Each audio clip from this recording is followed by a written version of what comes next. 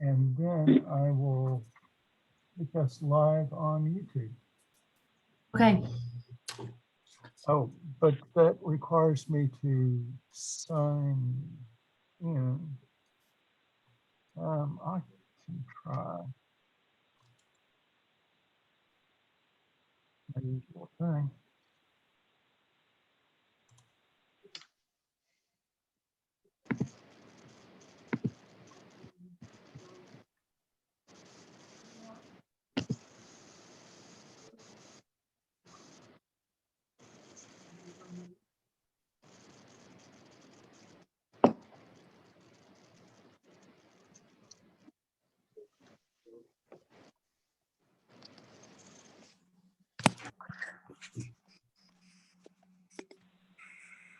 Okay, well, that is not going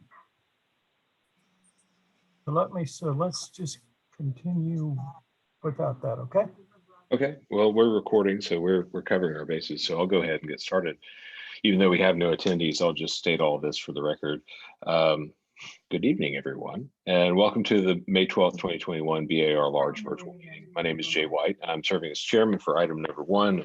For the introductory statements, John Robinson is recusing himself for the first item, but will join the board as chair for the remaining 2 items. Pardon Yes, me. sir. Yeah. I'm getting a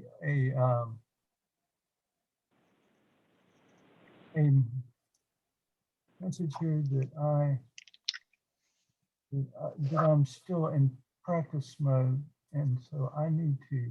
Oh, okay. Oh, okay. The webinar has now started.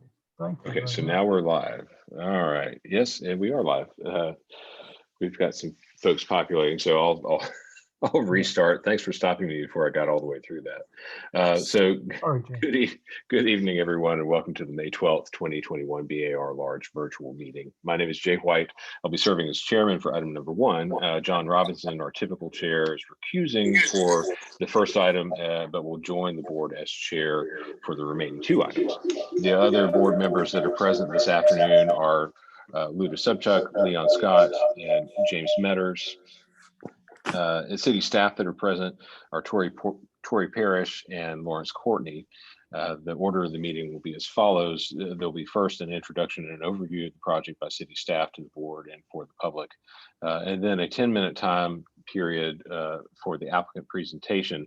And this will also encompass any questions of the applicant by the board or staff at the conclusion of that presentation. Any and all presenters, please clearly state your name for the record, and any persons affiliated with the project, whether you be the owner, developer, designer, consultant, or et cetera, please speak during this portion of the meeting rather than during public comment. This will be followed by a requisite period of time, 10 minutes for public comment, and during which the applicant does not respond to the comments made live. And again, any members of the public who are speaking for applications tonight, please clearly state your name for the record.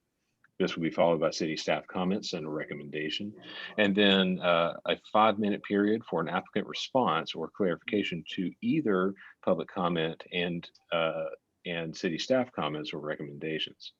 This will be followed by board discussion and a vote. At that point, the applicant presentation and public comment are closed, and the applicant can clarify inaccurate information when recognized by the chair by raising a hand or waving your arms wildly on the screen so that we can catch you. But this would be in order to clarify the comments that are being made by the board rather than to enter into a debate with the members of the BAR. We've had no items withdrawn or deferred from tonight's rather brief agenda. Please turn off any cell phones or other distracting devices. And please remember the jurisdiction of this board is architecture, so please limit your comments to that jurisdiction.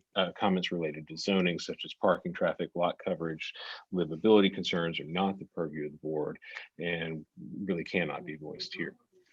All right, Mr. Courtney, shall we proceed? Yes. Would Ms. Parrish like to read the protocol here? I'm sure she would. She loves reading this part. Me? Just Yes. me? Absolutely. Hard. Okay. To participate in the virtual board meeting, please refer to the following instructions. You're already here, so you obviously know the meeting link. Regarding the public comment instructions, please use one of the following methods. And if you are here, you have probably already completed the Innovate or emailed us at boards or requested to speak. I think that's kind of good to go. Unless I Okay, need to yes. read it for the record. Okay. Let's move on to this next section here. Staff will control the PowerPoint presentation that includes everything submitted by the applicant by the deadline in accordance with the submittal requirements. Applicants simply need to ask staff to advance to the next slide during the presentation. Applicants, staff, and board members are required to give their name whenever speaking. Video and microphone has been disabled for all attendees. Attendees, not board members or staff, will only be given the capabilities to speak when they are called on during the public comment period. Chat and the Q&A functions have been disabled for everyone. Public comment, the applicants and the public have been required to register, indicate the project they wish to comment on, and submit any documents in advance of the meeting. Just as in an in-person meeting, all applications heard today are part of a public meeting format. If you have registered and will speak during the public comment portion of the meeting, you will need to state your name and address for the record. Those members of the public that have registered will be called on in order by project. Staff will call on the registered members of the public to speak for each project. Unregistered members of the public who raise their hand will not be called on.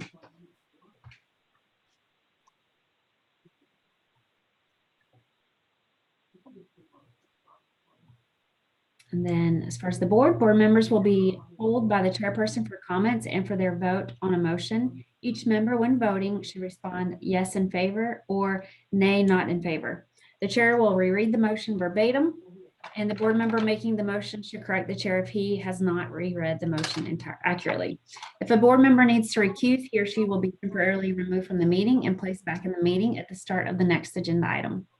If the board needs to go into executive session, they will call into a separate conference line, and all video and audio on Zoom will be temporarily turned off until they are ready to return to the regular meeting. Results and staff comments will be posted on the city website at www.charleston-sc.gov/bar. These proceedings are being recorded and broadcasted to the City of Charleston's YouTube channel. All right. Moving on, agenda item number 1 tonight is 55 South Market Street. This is the request for renovation of an existing courtyard to accommodate a new dining patio for the restaurant, including 2 new openings in the historic wall. The building is not rated. It was constructed in 2002, and it's in the old and historic district. Before you is an aerial cardinal direction, correct? This is on South Market, so the courtyard sort of opens up to the north. And you'll see in the center of the slide, the red box indicating the area of the work. This is from the street looking south into the courtyard as it looks today. And the applicant will speak to some of that landscaping and some of those retaining walls and landscaping plant beds. This is also looking southeast into the courtyard. Okay, we'll have the applicant speak. Okay, and we have David Burt and Brianna Deering, who I will allow to talk at this time. Hear me? I Yep, think sure can. there's Mr. Excellent. Burt. Okay. Let's see if I can find his. Brianna. There she is. Okay, guys, I think you're on. Great. Well, thanks for allowing us to present today. This is a relatively small project, but if you want to go to this next slide. First of all, my name is David Burt. I'm 205.5 King Street. This is the French Quarter Inn, which we did do, and it opened in 2002. I'm sorry. It opened in 2002.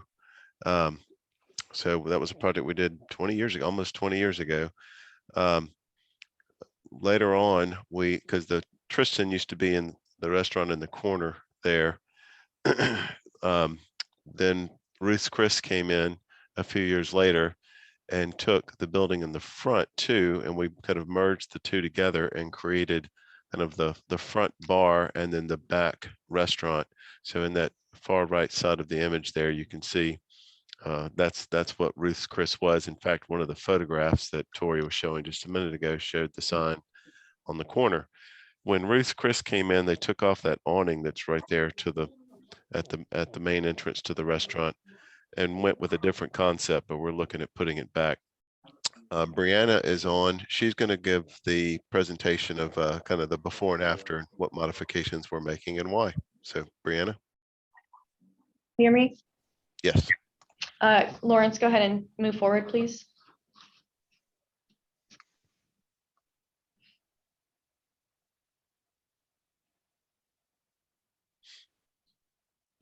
Can you skip to the next slide, Lawrence?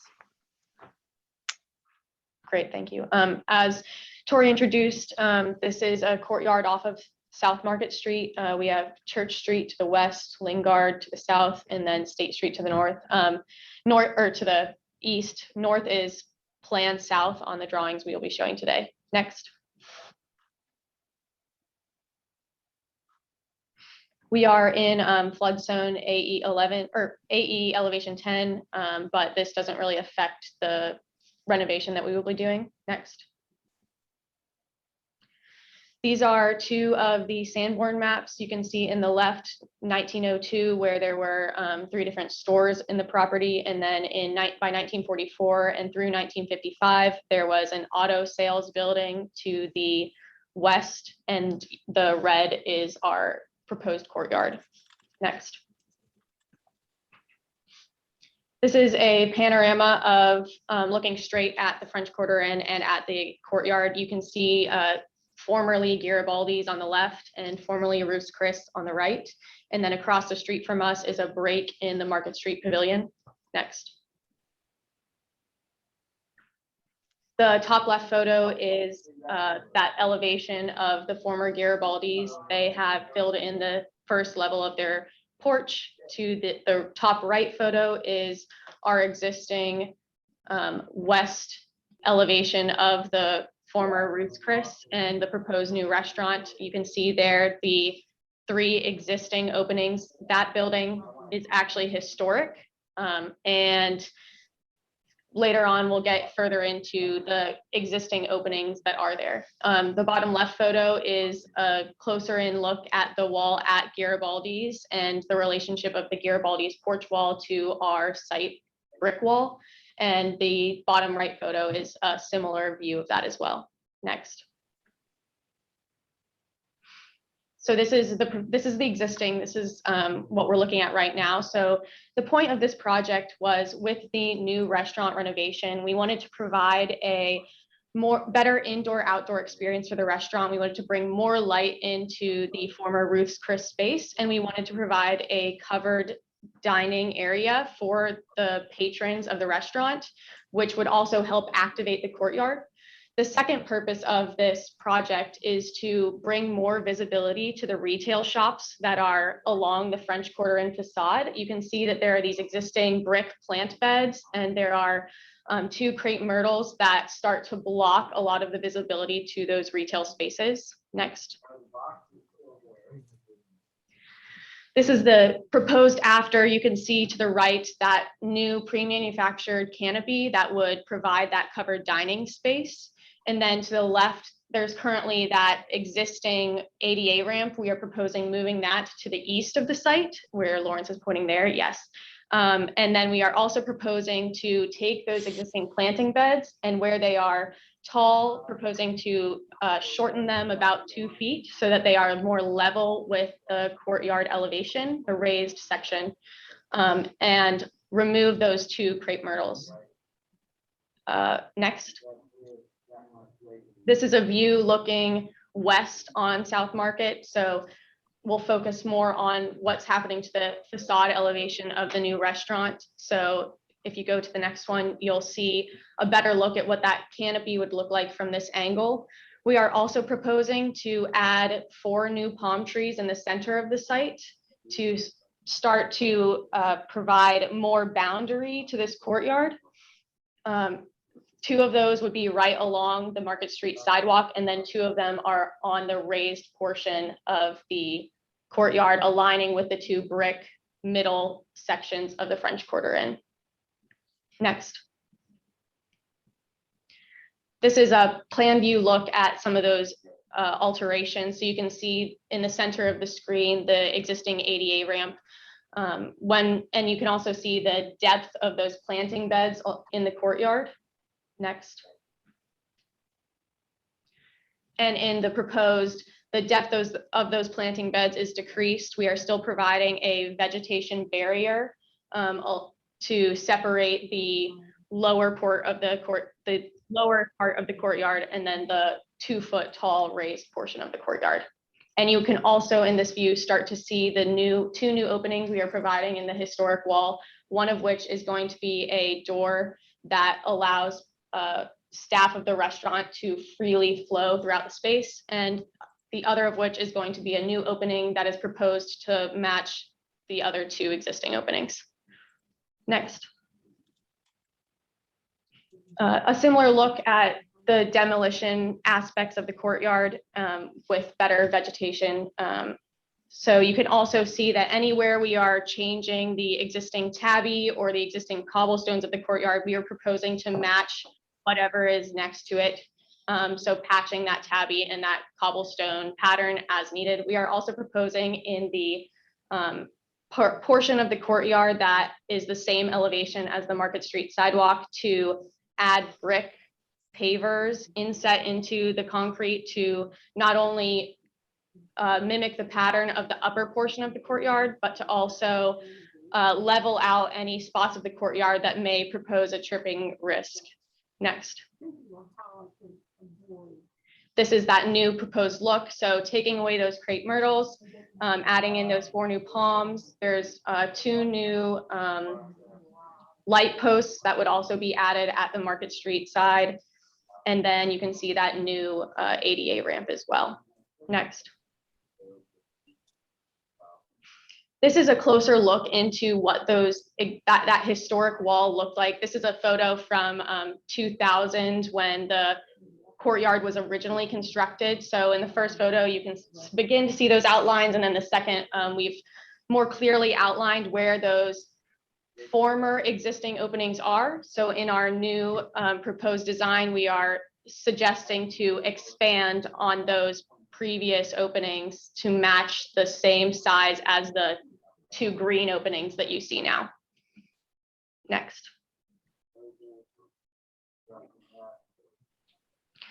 This simply shows more of what I've said. We are demoing the existing planted archways with the jasmine. We are lowering those plant beds and removing the crepe myrtles. Next. And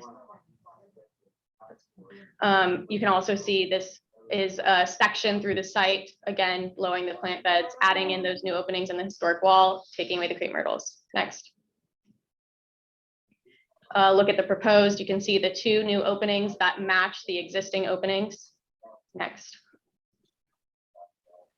And a closer look at the new canopy. It will be pre-manufactured. We are proposing it to be fabric, and there's a material swatch later in the presentation.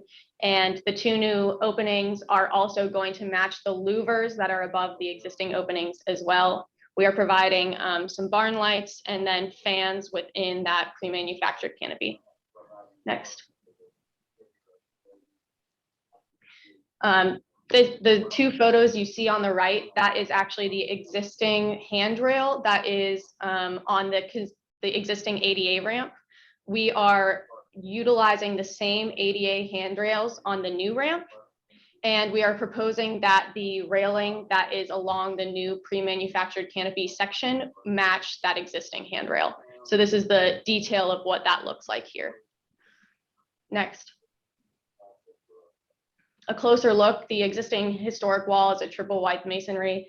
We'll be adding flashing at the joint between the pre-manufactured canopy and the historic wall.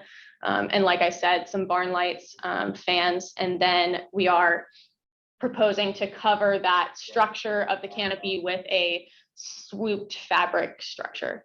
Next. Some head jam and seal details. The existing windows are painted wood windows, and we are proposing to match those as well and paint them the same Charleston green. Next. This is a closer look at some of those materials I've been talking about. So brick will match the existing brick. The tabby concrete on the bottom left, the cobblestones that it's inset in the tabby concrete in the center. You can see the existing canopies at South Market Street, and we will be simply replacing what was there in the past, and the windows to match that same Charleston green. And the proposed new covered dining awning that we're proposing is a white and tan stripe with a scalloped edge. Next. This is an example of the lights and fans that we are looking at. The courtyard lamp will match the existing gas light lamps that are on the site already. And then the bronze color is also matching the existing gas lights that are on the French Quarter Inn's facade already. Next. And this is just a bird's eye view of the project. Thank you for your time, and we look forward to hearing any comments. Okay, great. Thank you. Any questions from the board or from staff? Hearing none, let's move on to public comment if there is any.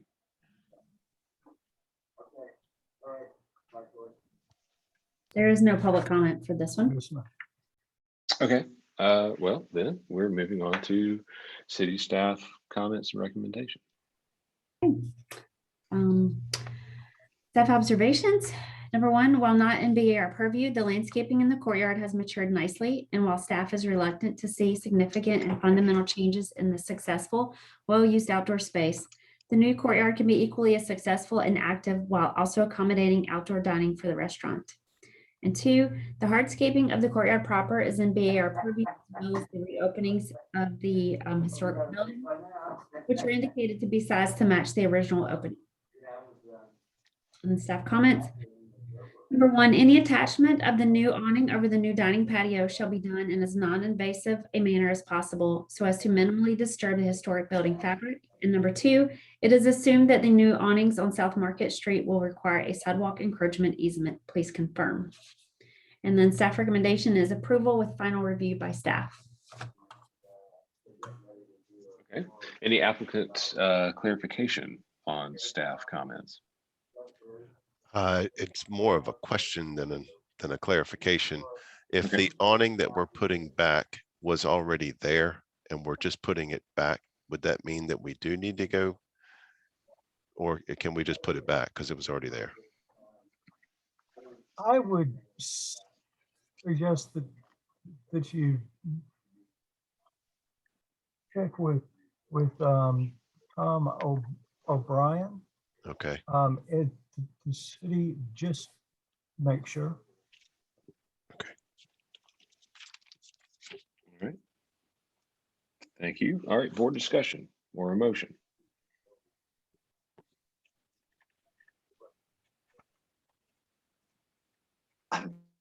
This is Lee Scott. I think it looks fantastic. Didn't realize the impact of palm trees, but it really looks good. I'm very comfortable with staff recommendation. Thank you, sir. I am as well. I think staff's got the right idea here. So Jay, I'll on page P-024, where it's talking about Charleston Green storefront to match existing. And I know they're just talking about the storefront there, but when they're introducing these new windows into the masonry, I hope that the masonry work would be better than what we see in this picture. Also on detail 5 and 6 of P-023, I wasn't really sure how that metal seal pan flashing works the way it's drawn there, but I'm sure that'll get worked out. And in the presentation, it was stated that there'd be a pre-manufactured canopy, and that just I'm sure that the details are going to be great, but it brought to mind to me that all fasteners should be non-ferrous materials, especially when they're interacting with those masonry walls. Thanks. Okay. And if you're looking for a motion, I make a motion for approval with staff and board comments incorporated into a Okay, motion for approval. So we have a motion from Mr. Metters for approval with staff and board comments. Do we have a second? This is Leon Scott. I will second. Well, Luda, I think Leon beat you to it, so I'm going to That's give it okay. to him this time. So, Still all right, the so, best. so motion made by Mr. Metters and seconded by Mr. Scott. Let me take the roll. This subject, how do you vote? Yay, in favor? Okay. Mr. Scott, Yay, in favor. Mr. Metters, Yay, in favor. and I vote likewise. The motion carries 4-0 with Mr. Robinson recused. Thank you all.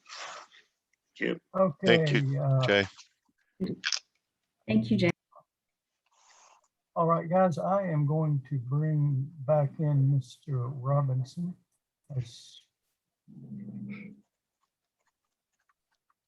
Thank you. Okay. Thank you, Jay, and thank you, staff. Ms. Parrish, what is agenda item 2? And item number 2 is 550 Rutledge Avenue. This is the request for an after-the-fact window demolition and replacement. The building is category 2. It's in the west side, constructed around 1917, and this is in the historic corridor district. Before you have the aerial with Rutledge Avenue on the left. This building is at the intersection of Carolina Street and Rutledge.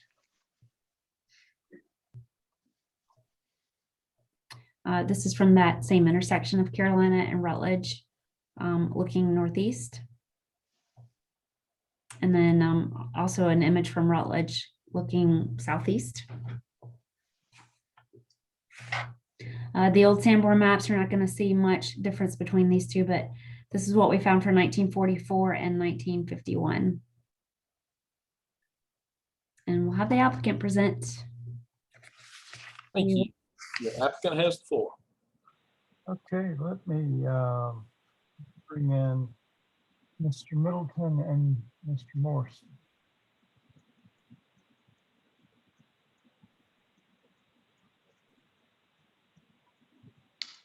Hey, can y'all hear us? Yes. All right, I've got Will Morrison as well, Blake Middleton with the Middleton Group. Unfortunately, we have to bring this before you guys. As you know, it's an unfortunate situation that was kind of out of our control. Just a little history on the project. It was taken before BAR, I believe in 2016. It was approved by staff in 2017, and then the previous owner and with a separate architect received a building permit in 2018, and he began construction at that time. We have several different sets of photos in the package here, so kind of walk through a timeline of at least what we know of the windows and kind of what transpired and at those different points. So we took over the project roughly August of last year of 2020. There was a building permit already in place. It was transferred to the new contractor, so there was no real lapse in the building permit. So at that time, the new contractor started interior work with foundations and everything to get the new floors and structure put in place. So let's see, Lawrence, why don't you go to the next slide? Okay. And kind of walk through timeline here. These photos I actually took in 2010. We were looking at for another client. So these were, existing photos of the structure at that time. You can see A lot of the windows are there and mostly intact. There's some boarded up, so not sure that, you know, what the status of the windows at that point that are boarded up were. Most of the windows that are now missing are on this kind of north and west side of the 3-story addition to the back of the church. So that bottom right-hand corner is mostly where the windows have been removed. So Lawrence, or go to the next slide, Lawrence. These photos are from 2017 before construction commenced. Many of the windows have been boarded up during this time. I imagine they were damaged and glass broken out at some point between 2010 and 2017. But it's hard to ascertain the exact condition of the windows behind all the plywood at this point. So next slide, Lawrence. So these are photos from August of 2020 when we kind of took the project over. The previous owner had started replacing some of the rusted out window lintels. You can see many of the openings are boarded up on the west and some on the north side as well. More. Yeah. All of the large windows in the sanctuary, all the Gothic arch windows are still in place. They shrimp boarded up here on the photos, but they're all in place and will be repaired in place as first approved. Can you go to the next slide, Lawrence? So this is the condition of the openings after the plywood was removed. This was April. This was, you know, earlier this year in April. So you can see on that northwest corner, a lot of those windows are missing. The northeast corner, you know, most of the windows in that 3-story rear portion of the building are missing. You can see in the bottom left-hand corner, the existing large Gothic windows are still in place, boarded up for protection. Those will be repaired in place. Also on the south elevation where the main entry is, that window is also still remaining in place. So at this point, you know, we obviously got a call from Lawrence asking about the empty openings. We did not know at that point that, you know, the windows weren't approved to be removed and replaced. The previous owner had removed them at some point. We don't know exactly why. We weren't able to get any kind of records from him or there, you know, any kind of conversations between BAR and the previous owner and architect as far as, you know, discussion about the windows and their removal. He did have exact replacements built for going back in these openings, and we have the shop drawings in this package as well showing the details of those windows. So if you go to the next slide, Lawrence. This was the originally approved elevation, south elevation. We have there's windows on there. Let's see. Yeah, go ahead. Will's knows a little more about the details of each elevation, so he's gonna kind of share that with you. Hey everyone, this is Will Morrison with the Milton Group, jumping in now. So like Blake said, this is the BAR approved south elevation, so the elevation on Carolina there. And as you can see, she's already pointed out, and Julia Martins, who was the architect of record at the time, already pointed out that certain windows were boarded up, and we even showed on some of the previous photos that Blake went through that the rose window was missing, and then a lot of these were already damaged or missing at this point. If you go to the next slide, you'll see our proposed elevation. And I've highlighted for this submission with a dashed outline around the windows that are currently missing and will be replaced with the already constructed recreations. You can see on this elevation that there are two single or 1/1 double hungs that are missing. And also, it should be highlighted on here, but the 3 double hungs that are below the main Gothic window there also will need to be replaced and have already been constructed. If you go to the next slide. This is the west elevation or along Rutledge. And this was, once again, the originally approved VAR elevations. Go to the next slide, please. So you can see that all of the double, the kind of 2-panel double hung windows with the 3/3 lights underneath those windows have all been removed, as well as the 3/3 double hung windows that are on the addition. Go to the next slide, please. So this is looking at that north elevation. If you go to the next slide, you'll see that all of those have been removed. And once again, when we get to, in a couple slides, we will do a 1-to-1 comparison of the shop drawings versus the windows that have been removed. So we'll kind of go through, you know, what the replicas look like and the shop drawings at that time. Now, another item of note is that in that, you can see in that brick hatched area around the door at sort of the lower left-hand corner of the elevation, the previous architect and owner team had that removed as the construction entrance, and that door, it was noted on Julia Martin's drawings as not being non-historic at the time. And we have had, you know, or we didn't have it, but Luke Morrison at the time when they had the replica windows done had a new window built for that opening. That's more in line with the existing doors. Yeah. So if you go to the next slide, please. This is the east elevation.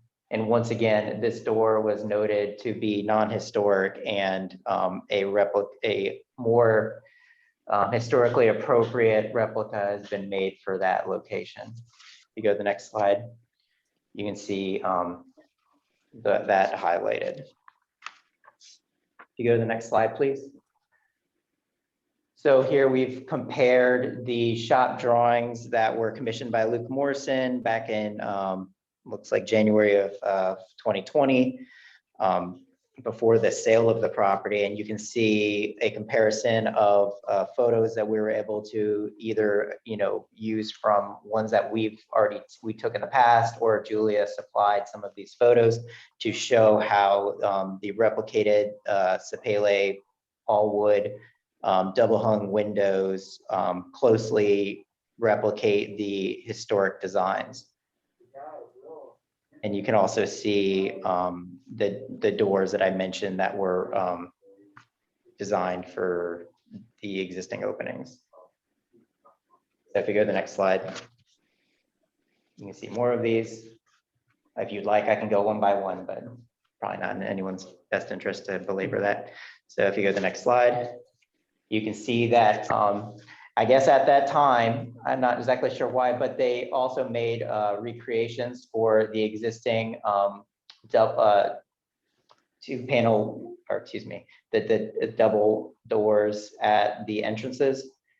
And it's my understanding, talking to the new contractor, that the existing ones are warped and not in great shape. So we would also like to install these doors, even though the existing ones still remain. So if you go to the next slide, you'll see the other double doors. That concludes our presentation. Is there anything else you'd like to add, Blake?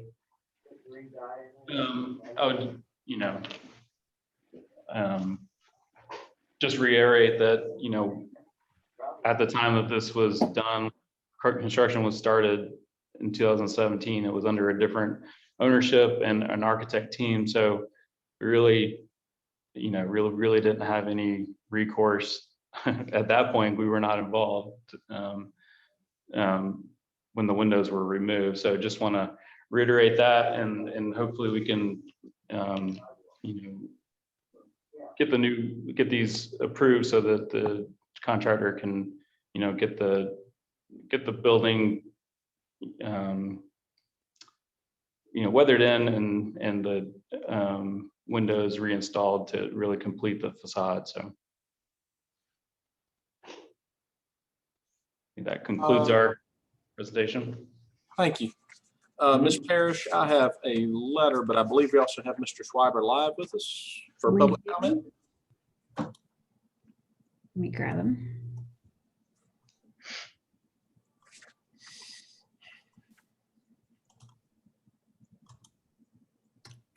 Oh, here he is.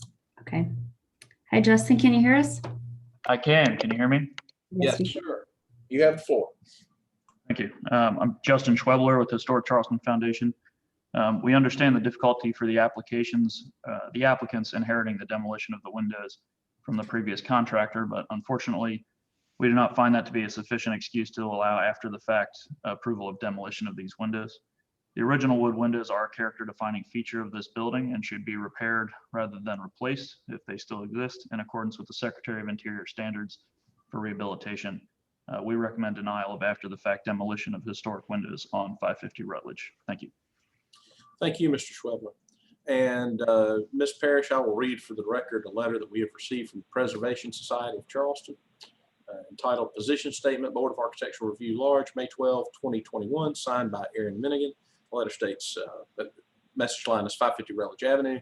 Dear board members, the Preservation Society would like to thank the applicant for reaching out and providing a detailed explanation of the circumstances surrounding unapproved window demolition. Generally, the Preservation Society is not supportive of after the fact requests.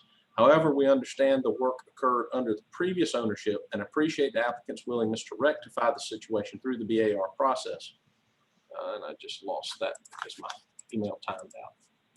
1 second.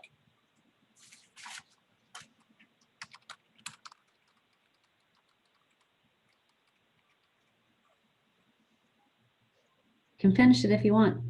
Oh, that's Tori. If you have it right in front of me, that'd be great.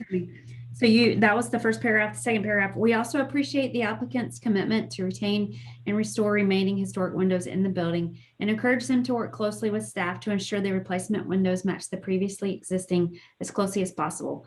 Thank you for considering our position in this matter. Sincerely, Aaron Minigan, Director of Historic Preservation, Preservation Society of Charleston. Thank you for that, Ms. Parrish. And I got it up just as you got it pulled up just as you were concluding.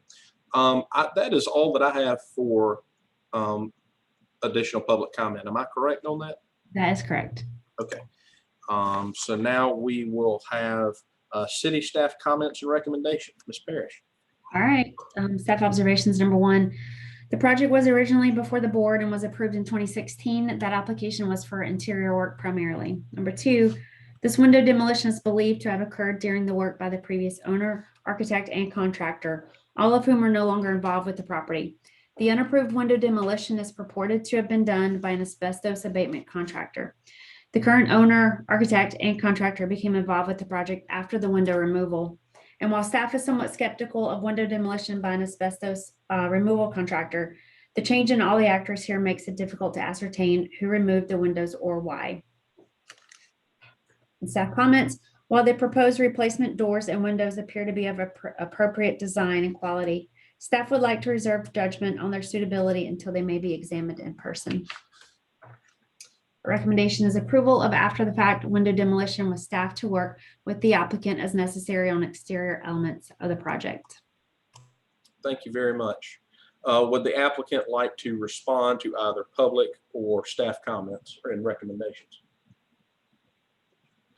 Yes, just the comment from Historic Charleston about repairing the windows. We'd love to repair them. The windows that, obviously the windows that are still existing will be repaired. The ones that were removed, we have no idea what happened to them. I'm sure they're probably in a landfill somewhere. So unfortunately, we can't replace or restore the windows that are gone. And not on site. So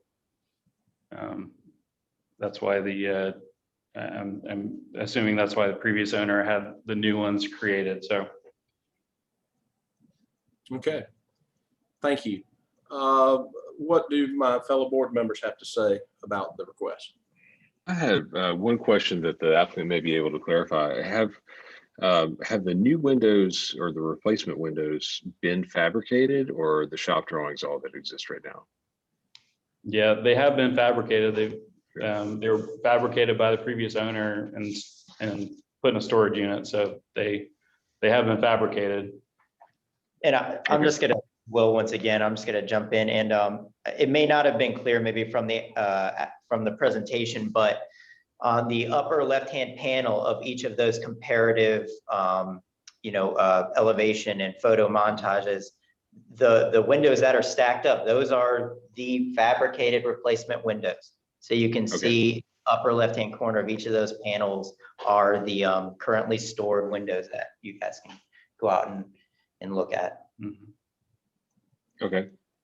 Well, so after the fact approvals are often very tricky. And as I've said many times before with things like this, we as a board can't really act in a punitive fashion here. We need to consider this as though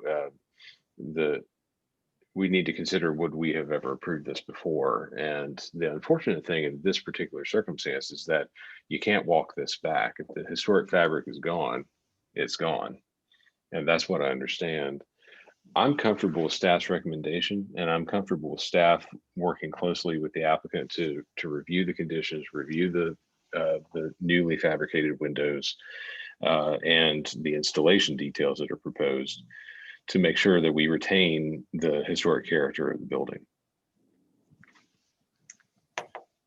This is also a question for the applicant on my part. I know you have said that you will restore or repair windows that are still in fact intact. What is your count out on the windows that were manufactured? Do you have more manufactured windows than you do windows that are completely missing, which would seem to indicate that there was the intent to replace them all regardless of what was approved previously? They matched, right? I think the number of replacement windows matched the empty openings. So Yes. I don't believe there were any built to replace windows that are still existing. And I guess even if they were, our intention is not to replace windows that are still intact. Correct. Sure. I thank you for clarifying that and your intent. You had seemed to make that clear. I just wanted to be sure that to the extent we have extra windows, we're not going to be using them to replace windows that can be restored and repaired. This question is for Mr. Courtney or Mrs. Parrish, or both of you. I believe your notes indicate that you have not personally had the opportunity to inspect the manufactured windows and doors. Right. Correct. Mr. Chairman, Yes, sir. just 2 or 3 questions. Do the reconstruct the windows that have been made to match the original windows, Blake or Will, have you spent time looking at the detailing of the muntins, the stiles, rails, jambs, to confirm they actually match what's remaining on the building? So something that you can physically see. Have you done that? Yeah, we compared the shop drawings to the windows that are still remaining, and all the profiles and everything seemed to match pretty well. There might be a few minor differences, but as far as we can tell, most all the profiles match as far as the muntins and the divided lights, all of the sticking profiles and stuff. The kind of most difficult part of that answer is that none of the 3/3s exist anymore. So all we can do is go off photos that we were provided from the previous team for those. So from as we've taken before. I was just a little surprised when I looked at the jamb thickness being 3/4 of an inch, given the Mhm. size of the windows. And I mean, that is certainly a standard today, but I'm just surprised that, just looking at I studied the shop drawings Mhm. and some of those dimensions seem to be very modern in nature. Could be absolutely matching, but it just made me think that. Well, I think there's some additional blocking inside the brick opening and then a brick mold. I'm not trying to get into that. I'm just talking about the actual details of the windows themselves, not what's going to be used as shims or other blocks to secure them in place, but just the details of the window themselves. And so I think it's important to look at that. Also, what type of glass are you using? I couldn't read it on the plans. It calls out a glass. And maybe a couple of places it calls out, it might be a safety glass or something. Right. It's a single pane. I don't know if, So it's not going to use like a restoration glass. I don't believe so. I think it's standard single pane. So that would be something, Tori, maybe you take a look at also, because the remaining glass in the building may not reflect any distortion to it to match back to, but that would be something. And then the last question was, are these windows rated? They are not rated, no, because they're single pane, double hung wood windows. So And that's okay. I mean, this doesn't have to do with building inspections. I was just wondering because that could also affect, the look of the windows if they're not rated because of the sizes of the elements of the components that make up a rated window. But okay, those are. Thank you. Yep. Thank you, Mr. Metters. Further questions or comments from the board?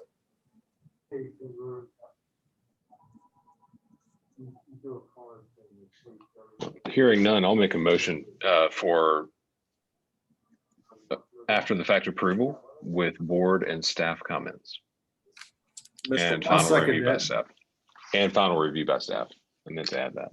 Mr. White, your motion, as I understand it, is for approval, after the fact approval of the window demolition and replacement with board and staff comments and staff review. Is that correct? And final review by staff. That's right. Final review by staff. Mhm. Have I correctly stated your motion? That's correct. I'll second that, Mr. Chairman. Thank you, Mr. Metters. I will call the roll. Ms. Sobchak, how do you vote on this? Yay, in favor. Thank you, Mr. Scott. Yay, in favor. Mr. Metters, Yay, in favor. Mr. White, Yay, in favor. and myself, yay, in favor. Thank you to so that's unanimous. They are approved, demolition and replacement is approved after the fact. We'd encourage the applicant to work very closely with staff to get that final review, as these are very important details, and we do appreciate you so earnestly coming back after the fact to try to rectify this situation. We understand the predicament that you had. Yep. We appreciate it. Thank you. And Mrs. Parrish, what is our last agenda item for this evening? Item number 3 is the parking garage at 194 Cannon Street. The request is for preliminary approval for new construction of a parking garage with ground level retail associated with the adjacent proposed 175 room hotel. The district is 85-125, and this is the Old City District. Thank you. We will now have, I'm sorry, did I cut you off? Maybe a little context here. You're probably very familiar with the site, but you in the April 14th BRL meeting, you reviewed the hotel, which received preliminary approval. And we also reviewed the garage that was deferred at the time. And this is the site indicated in red between Spring and Cannon Streets. It's the former site of the Wendy's restaurant, which you're seeing right there. Some more shots of the Wendy's. And some of the area that's kind of vacant looking to the northwest. And looking east. Previous motion was deferral with staff comments, except for number 1 and board comments. And then before the applicant presents, we pulled up the history there. And I'm just going to kind of give you the highlights, if that's okay. If you'd like for me to read everything, let me know. I don't mind. Our staff observations back on April 14th were that there had been some improvements, including the addition of a base to the stair tower at the southwest corner. And they had, the applicant had increased the height of the screening walls for the vehicles, which would screen headlights and that kind of thing. We also had a discussion about different architectural language and how that had sort of been established already by the board. But staff had encouraged more of a similar language between the hotel and the garage. And then we can talk about previous staff comments. You'll recall that everything but number 1 was incorporated. So I'm going to skip number 1, but I'm going to give you the highlights of the rest. Number 2 referred to giving refinement to the stair tower and looking at that element as a focal point. It had felt unrefined and utilitarian. Number 3, and the applicant's going to speak to these, but number 3 was provide clarity on the sheen of the louvers and frames. Number 4, we discussed the fins that are on the west side of the building. If you're in a car coming over the bridge, you're actually parallel with those fins. And so we discussed would those fins actually provide any screening to the interior of the garage. Number 5, consider the addition of other vertical elements to the base structure or framework of the garage to increase vertical proportions or the overall appearance. Number 6, we talked about the north wall elevation at the time. It was a plain with some striped recesses basically in the stucco. So we talked about considering other methods for the solid wall. And number 7, we talked about asking the applicant to consider other ways that they could encourage the success of the retail establishments that would be on Cannon Street, considering, the speed of Cannon Street. The staff recommendation was deferral with staff and board comments, and you guys voted for a deferral. And then I'm going to give you the highlights of the board comments. The general architectural direction was established. The north wall is a pretty important piece. The system of striated stucco facade was not working. We need to look at that north wall for something more vibrant. We talked about the anything suspended from the ceiling will be visible from certain points of view. Those would also be visible at night from certain angles. There was a comment that the stucco comes down the black wall and stops, and that this transition needs some development. Again, another little discussion about the north elevation. The project is interesting architecturally, and another thing about the north wall is so different from the rest of the project and needs attention. Please study a mural, green wall, or introducing metals. And with that, we can begin. Good. We'll now hear from the applicant. Thank you. This is Jeffrey Rendering with LS3P. If you can advance to our second slide and go through our responses real quick.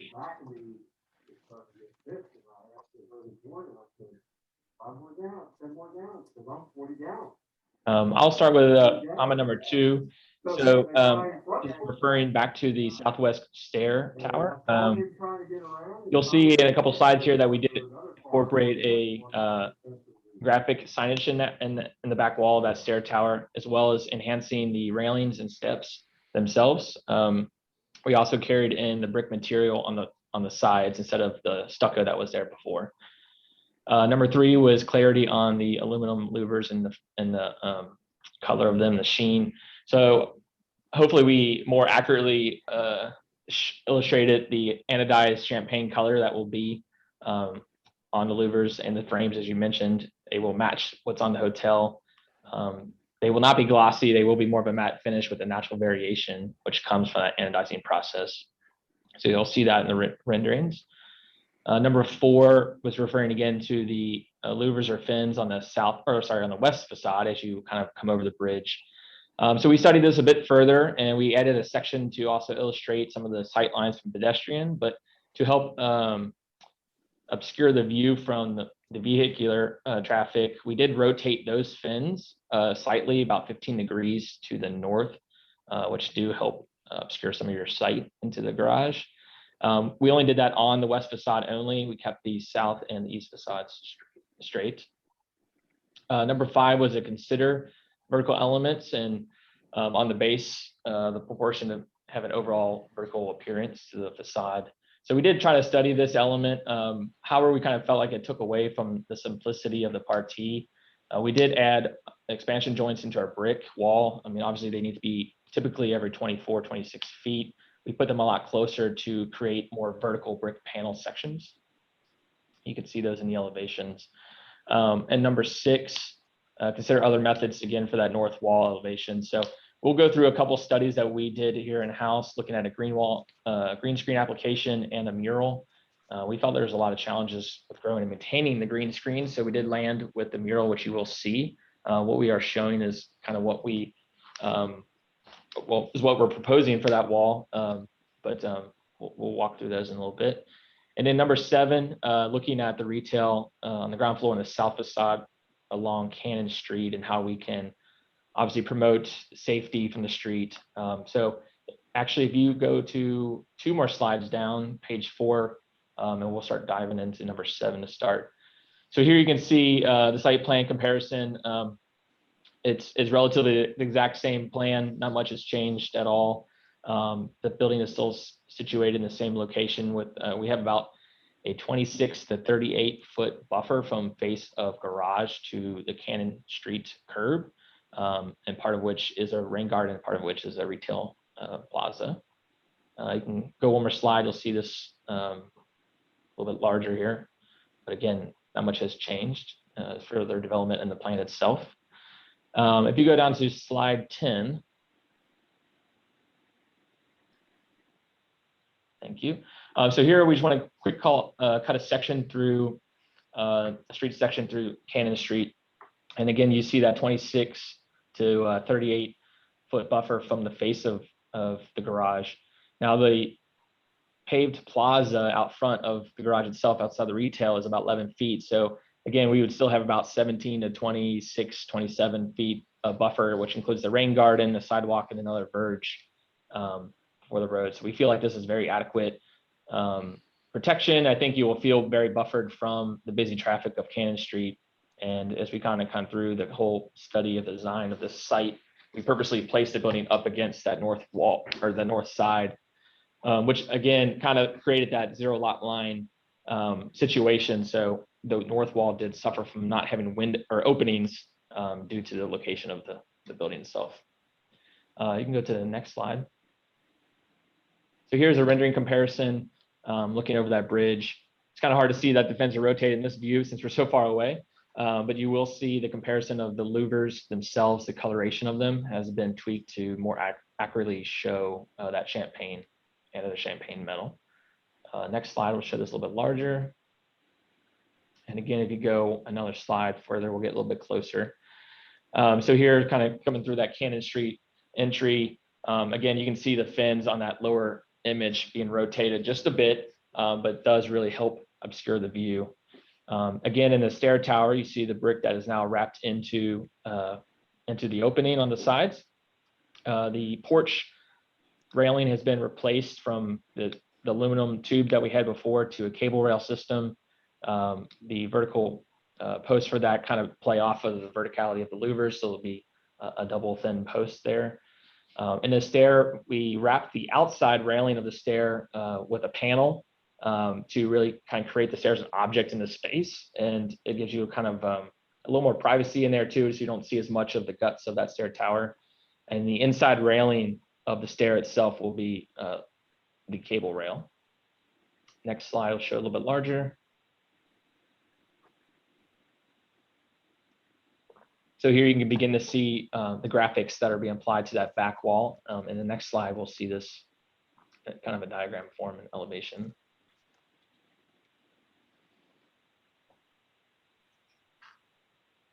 Oops, one back.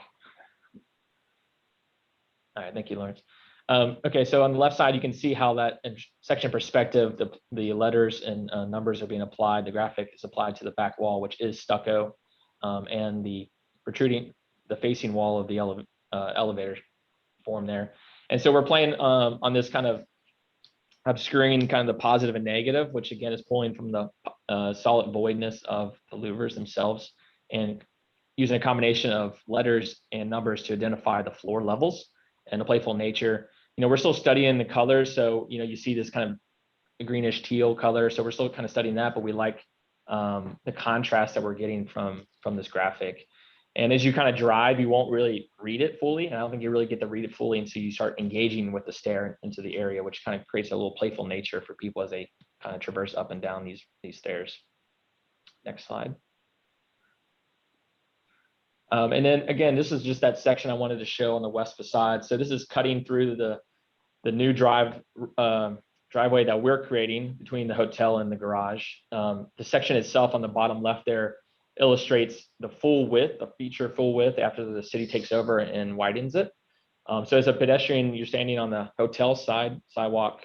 That's basically your best views to get in to see. And I kind of enlarged that up on your upper right here. You can see those blue lines and how they really do not see where all the, say, quote unquote guts are of the garage, right? So the little red text is pointing out to the fixtures, light fixture that we have that's about 25 feet inboard of the facade, and our floor drains locations at the kind of in that central area as well. And so really only maybe other than the first level, you really won't get a glimpse of that light source. I mean, obviously you would see the light as this light itself, but not the source. And you know, and this garage is not going to be sprinklered by code, is not required to be sprinklered. So we won't have other sort of conduits and piping for that. So there will be pretty clean ceiling in there. Next slide, please. Here's a rendering comparison from the courtyard, looking at the two buildings together. Again, we try to kind of update the louver color themselves and really try to more accurately show the lighting levels. I think we were a little stylized before, so trying to make that a little bit more accurate for everyone to see. Next slide, please. See this a little bit larger. I do anticipate there will be some glow, and I think that's appropriate for the stair tower itself. Obviously, we don't want to feel ominous in there. We don't want to feel dark and kind of scary. We want people to feel like they can traverse those stairs comfortably in the evening time. But I do believe that light will emit out. I think it'll be a really nice play on the louvers. Next slide, please. Rendering comparison at the Courtney intersection to the southeast. Again, just updating the louver colors themselves, and I think they render a lot better here and a little more accurate to that champagne. Next slide, you'll see a little bit larger. Next slide, please. So here's you get the first glimpse of the mural on the north wall. So the other big change here, other than the louver colors, is that tree, right? So you can see how it kind of disappeared in the second image below. Kind of going back to our drawings and just really dive in and make sure that existing tree is being removed. It was approved at TRC to be removed. So I didn't want to feel like we were trying to hide something before, so we did go ahead and take it out. But you start to see that graphic nature there. And I'll talk about that in a little bit. Next slide, please. You can see a little bit larger. I'll have a full elevation kind of this mural in a bit. Next slide, please.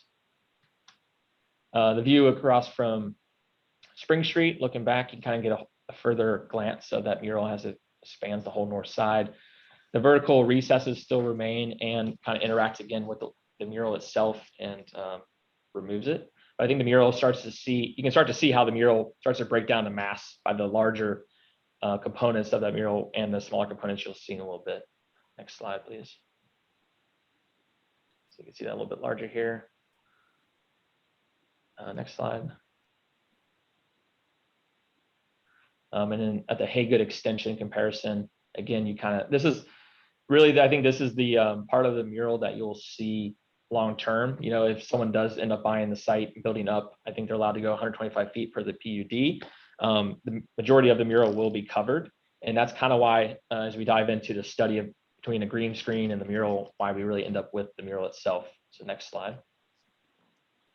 So this is part of that little triangular section of our site that will remain unbuilt on. Next slide.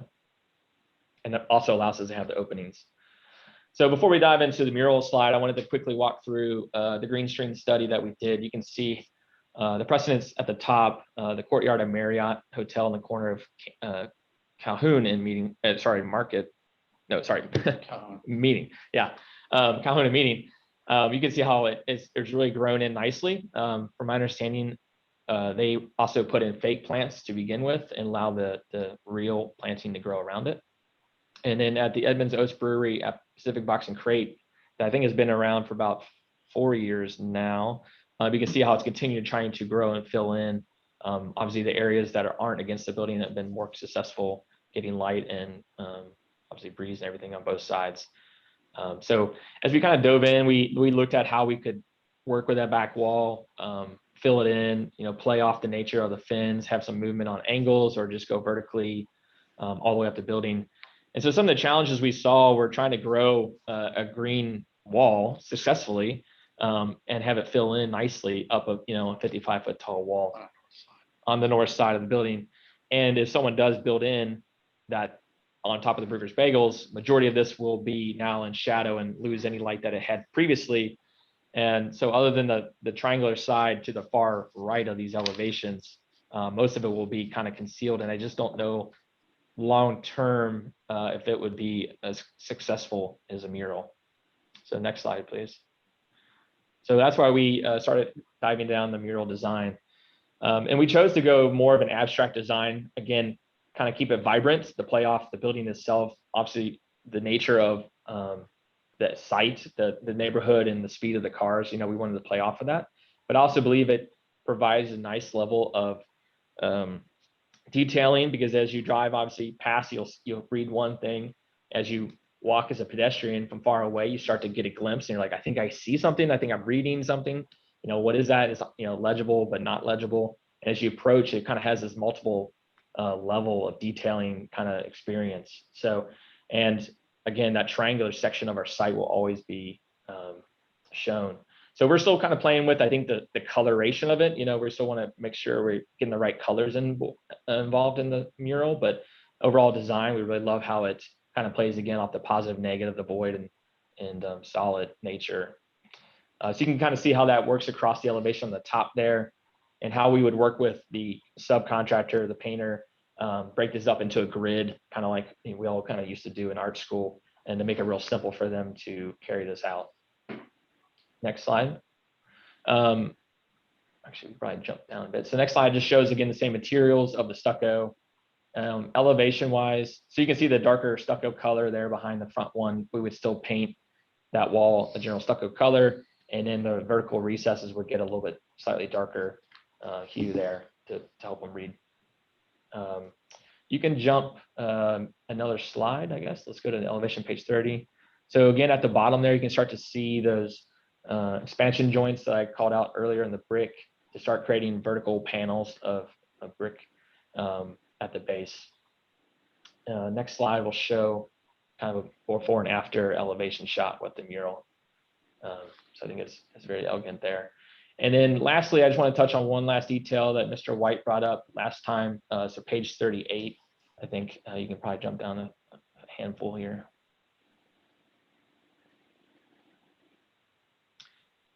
So he very accurately looked at the details C1 and A1. We originally had the stucco wrapping down the face of the low knee walls and kind of turning underneath the slab for about a foot.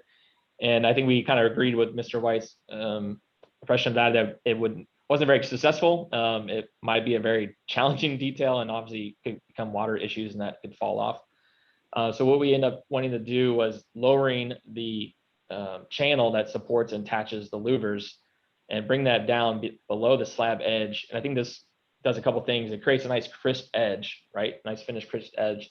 And it also will hide any kind of imperfections that could be in that slab edge as well. We also removed the stucco behind it. So we felt like by the time you put the channel on, you would probably crush the stucco and it probably would not perform very well long term. So we terminated stucco above that channel. The only area that we did continue the stucco in the soffit is at level 2. So as you're walking on that plaza area outside the retail zones, you would look up and not see exposed concrete there, but you would see a stucco system. And that's what we have. So thank you for your time, and we appreciate your comments. Thank you. Thank you, Jeffrey. City staff comments or recommendations? Oh, I'm sorry. We have a public comment first. We have Justin from Historic Charleston Foundation. I think he can speak now, Justin. Yep, this is Justin with Historic Charleston Foundation. Yes, sir. First, we'd like to thank the applicants for their ongoing communication regarding this project.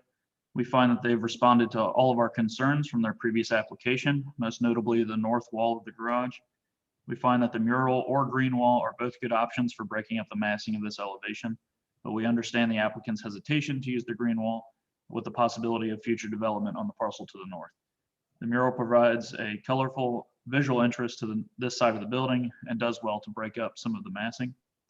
We previously had concerns over the dark color of the brick and the colors of the louvers, but with the corrections on the rendering to make them match more closely to the material choices on the hotel, we're satisfied with the direction of the design and would like to recommend preliminary approval. Thank you. Thank you, Mr. Schwebel. I believe we have a letter from the Preservation Society That's correct. from Aaron Minigan.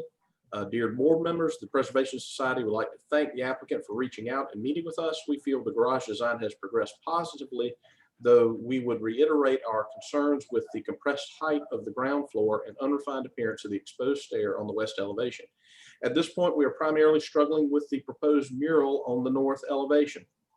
Color palette has been a major point of conversation for both the garage and hotel and their relationship to each other. We feel the color palette proposed for the mural is a jarring departure from the more muted tones presented on the rest of the building. Upon review of options for the north wall, we prefer the green wall approach that has a softer appearance, more in keeping with Charleston's character. We would encourage further study of the feasibility of a green wall or colors more aligned with the building's palette if a mural is pursued. Thank you for considering our position. Signed, Aaron Minigan. And I think that's it for public comment. Mr. Chairman, may I ask a question of the applicant before the city moves on? Sure. Just Lawrence, if we could go back to the one of, I didn't catch the number, but showing the corner of the screen wall.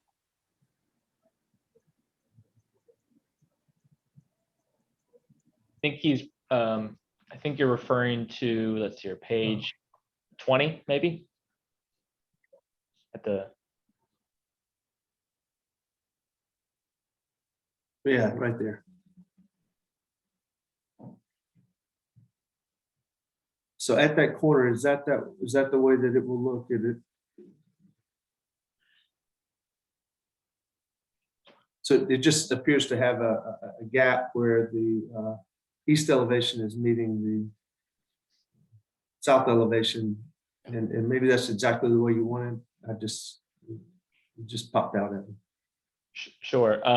So what the design is actually doing, so the south louvers on the south facade extend beyond the east facade about a foot or two, just to get a couple louvers beyond that that east facade stucco wall. And then the east facade louvers obviously go far as they can to the south. This allows this corner not to be fully exposed. So if we stopped the south facade louvers flush with the east wall, you would see kind of a hourglass kind of silhouette of the stucco wall behind it. So we were trying to make it feel more a simple move in having the louvers wrap around the building.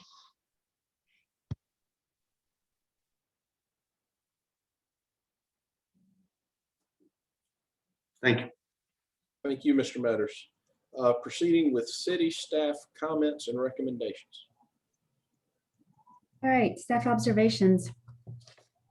I'll start reading, while Lawrence pulls it up, but while staff has encouraged more of a similar language between the hotel and garage, as evidenced at the April 14th BRL meeting, the architectural language has been established and approved by the board in both of the prior BRL meetings regarding this project. With this in mind, staff prefers the green wall concept for the north wall elevation and feels that while organic, it offers a level of refinement that is more compatible with the hotel and appropriate for the location. Staff recognizes that the success of a green wall is predicated on some of the conditions noted in the staff comments. So staff comment number one, As a point of clarification, staff does not consider the addition of vertical expansion joints to be an answer to adopted staff comment number 5 from the April 14th BARL meeting, which read, consider the addition of other vertical elements to the base structure or framework of the garage to increase the vertical proportions of the overall appearance. This referenced the underlying structural framework of the parking garage, or the structure minus the fins, rather than the ground plane. Staff believes that the applicant's response may address a similar investigation. However, for clarification, this comment was an effort to break up the horizontal expanse or span of the fins, and this has not occurred. This concern is most evident in the opinion of staff from the southeast view angle as seen on page A104A. And that was actually the page that James was just looking at. So, you'll know the angle I'm referring to. Number 2, regarding the green wall on the north elevation, consult with the green wall expert for appropriate plant materials to ensure viability and success of plant materials on this north wall, which may receive little direct sunlight. Number 3, regarding the green wall, in consultation with green wall expert, provide irrigation for the green wall. Number 4, regarding the green wall, incorporate metals or metal elements for the plant lattice on the north elevation that coordinate with the metal fins in color and finish where possible for consistency across elevations of the parking structure. Number 5, regarding the green wall, install green wall sections vertically rather than diagonally. Number 6, regarding the mural for the north elevation, confirm the portions of the mural which are white in the presentation will be the stucco color that is proposed in the color palette on page A0201. Number 7, regarding the mural, if the design is not finalized, consider what about this building is Charleston specific and whether the art could be more place specific or how this wall could better relate to the other walls which have a more muted palette. Number 8, regarding the wayfinding graphics in the stair tower, while interesting, the interplay of words and numbers seems a bit confusing and should be simplified, or each, meaning the letters versus the numbers, resized. And then staff recommendation, based on the board's prior acceptance and approval of this general architectural language, staff recommends preliminary approval with board and staff comments. Thank you. Thank you. And the applicant now has a 5-minute period to respond if they choose to do so. Thank you. Tori, I would like to, I guess, respond to at least number 6 for you. I mean, yes, the white areas of the mural would be the stucco color that was around the rest of the building. In regards to the color, in regards to the color of the mural itself, we are definitely interested in exploring more muted colors. You know, we wanted to try to start with something more vibrant. We do feel like there's a lot of ranges we could play with the colors that could be more successful, maybe to more people. So we are definitely interested in exploring that as well. We appreciate your comments on the green wall, and we definitely can consult with obviously a landscape specialist, our landscape team that we have on board. We are concerned that, again, that be on the north side of the wall, and it's just seeing how other projects have taken quite a bit of time for it to grow in. You know, it may not be successful day one, whereas the mural could be as it's done completion. Thank you. Thank you. With that, we will move to board discussion and vote, including any further questions from the board. Commentary from the board. Mr. Chairman, I'll start. Yes, sir.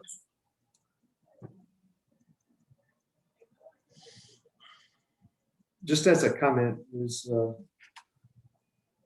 the screen wall that's used around the perimeter of the building, is this something that's really timeless, or is it just something that's hiding a parking garage?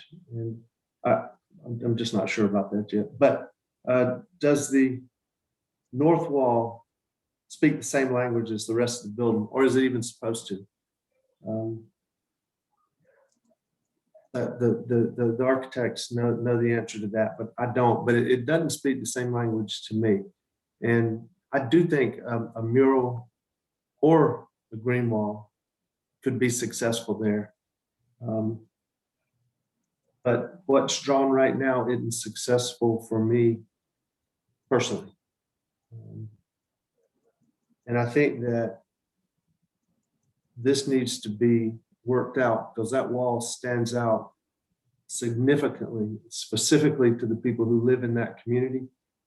And I think that this should be resolved at the board level and not at the staff level. Okay. Thank you. Thank you.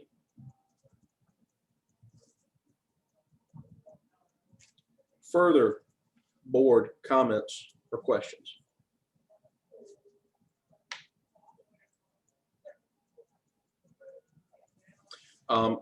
I'll speak. I share the applicant's practical concerns about the ultimate success of the green wall.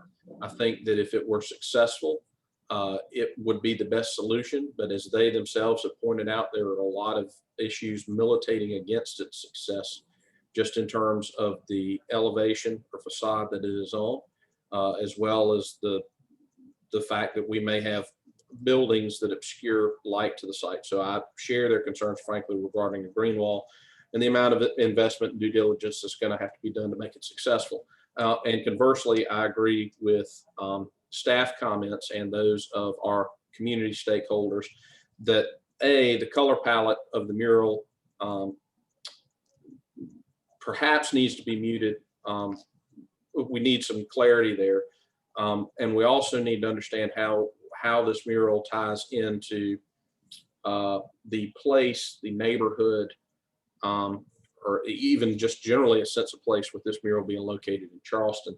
I don't see that in the language of what is being described in the mural or what the theme concept is, other than what the applicant has described for attempting to draw someone into something that is engaging and playful. I understand that much. But what I'd like to understand is how this mural speaks to the place or the context, including the neighborhood that it's going to be in, as Mr. Metters has said, to the neighborhood, the residential neighborhood to the north of this property. I think those are my comments for the time being. I do also share Mr. Metters' concern about the corners of the louvers and what kind of a gap is going to be there, and whether the trade-off should be on having the continued theme of the ribbon with the diagonal angle, or whether there should be some additional element there to prevent there being a void. I can't put my finger on it, but I share his concern with there being a gap. Further board comments? You know, over the years I've served on the board, I think some of the trickiest and most confusing applications we've had have been murals. We've dealt with them on King Street before, all over the place, and you know, we're not really set up to be we're not art critics, we're architectural critics, and understanding that it's very well possible that whatever goes on this facade may be obscured in the future. I'm comfortable with a certain degree of latitude on the chosen aesthetic. You know, I don't think we need to tinker with it too much. I don't think a green wall is going to work. Green walls take an inordinate amount of maintenance to be really successful.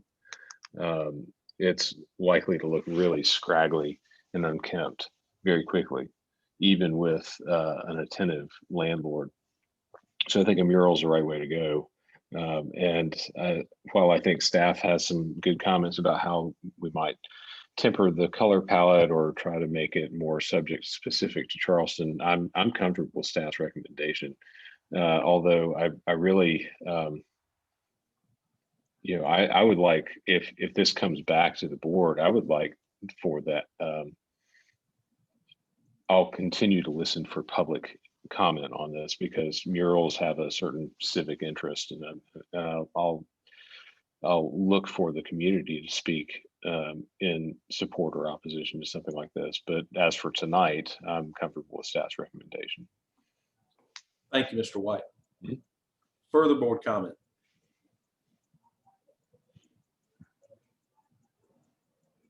This is Luda. Yes, Ludy. So I'm also in support of most of the comments from the staff and fellow board members. The green wall is could be really nice if it can be maintained continuously and without flaws. Obviously, in our climate, we see a lot of, and a lot of these fences downtown, which are green and really garden looking, but those are on a small scale. So the larger scale as this building is, it's going to be a challenge. So the mural, to me, I'm kind of always personally been a bit of the artist. I advocate the public art, and that's how I look at it.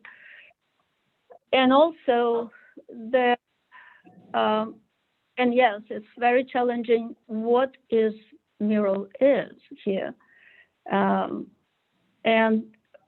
there is a artist community in this area that I remember I worked with some young artists, and they were saying, oh, I would like to go just around and paint some of these exposed walls, and I would just for the fun of the artistry. So maybe the clients, maybe the architects reach to this community and have some competition. And maybe this is a ongoing, like in some other examples in other cities, or even Redux, ongoing palette, ongoing canvas for the artist to represent some events, maybe what is going on in Charleston for that wall. That's just my opinion. So bottom line, I'm in support of the mural. As far as the screen louvers, that corner is a bit unfinished, seems to be, and I agree with both James and Jay that maybe it needs to be looked at, and John looked at it again and see how it can be finished better than just, seems like on the rendering, it is what it is, without a lot of source of transition. And I'm in support of this project coming back to for final to board. Thank you. Thank you, Luda. Further board comment? This is Leon Scott. I'm ditto with both staff and board comments. And I think everybody touched on sort of the thoughts with the mural, as well as that gap there in the corner. But with that said, I'm comfortable with the staff recommendation. Thank you, Mr. I'll introduce a motion for preliminary approval with board and staff comments. Leon Scott, I will second that. Mr. White, let me make sure I understand your motion correctly, which is a motion for preliminary approval incorporating staff and board comments. That's correct. I And have a Scott, question very quick. yes, go ahead, Luda. I'm sorry. Go ahead. The staff comments have comments about green wall and mural. So what direction we are giving with staff comments? Is that mural or both or green? Well, that's a good point of clarification. And I think board comments have been fairly uniform in preferring the mural. So if just for the sake of total clarity, I might wish to amend my motion to. Please do, Mr. White, go ahead. So for preliminary approval with board and staff comments, accepting staff comments. Let me check here. It looks like accepting staff comments 2 through 5, which dealt with the green wall. All right, Mr. White, your motion, as I understand it, is a motion for preliminary approval incorporating board and staff comments, accepting staff comments 2 through 5. That's correct. Mr. Scott, do you second that motion is amended? I do. I'm second. All right, we have a motion and a second. I will therefore proceed to call the roll. Well, Mr. Chairman. Yes, yes, sir. Quick question. Thank you. So Jay, you're thinking on this, and Leon, you're supporting this. What does that do for the mural as drawn? I mean, where does that leave that? My understanding is it points clearly in the direction that the applicant is going to be working on the mural as opposed to the green wall, but that the applicant is going to be working with staff and board to either change or mute the color palette, look to how it should be tied in or contrasted with the other facades, and see if there's an element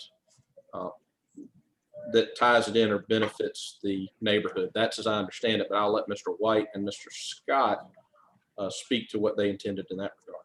Yeah, that's correct. I think that's the general thrust of especially board comments, those 3 or 4 items specifically. So we're not, we won't be bound by accepting what's on the side of that building right now. There's once this is approved here, because I'm good with the preliminary approval also, but I just, that one clarification, I just want to make sure that we're not by any means bound to anything that's shown right now in that mural. Yeah, no, with the nature of including the board and staff comments, yeah, we're asking for changes. All right, thanks, Jay. Thank you, Mr. Chairman. Yes, sir. Thank you, Mr. Matters. That's very helpful, and I believe it makes sure we're all on the same page. Indeed. So with that incorporated, and Mr.